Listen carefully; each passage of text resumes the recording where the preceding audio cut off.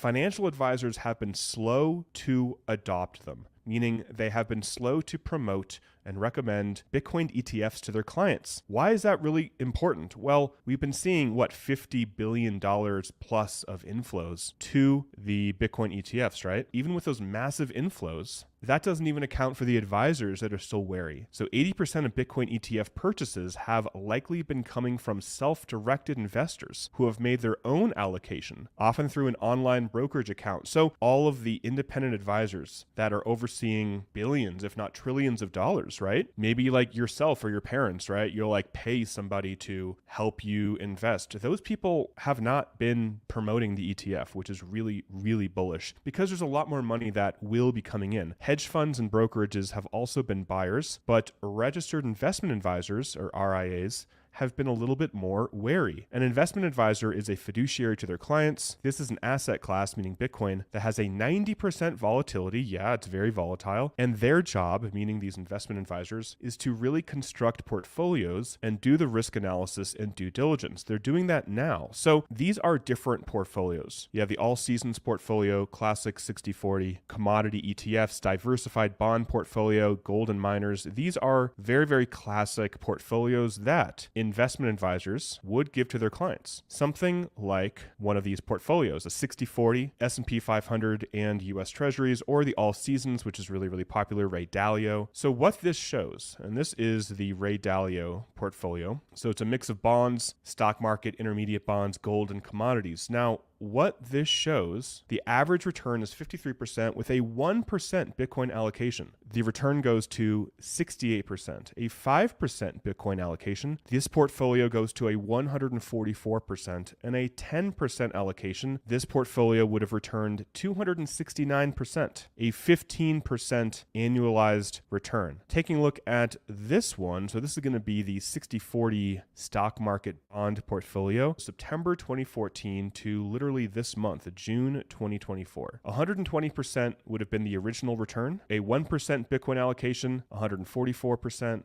5% allocation, 259%, 10% allocation, 455%. So when I see stories like I just shared, where these investment advisors, RIAs, registered investment advisors, are still doing their own due diligence, right? Oh no, it has a 90% price volatility. Oh no, they have to do risk analysis. Well, clearly they're not really doing proper risk analysis if they haven't come to these conclusions and just done some math.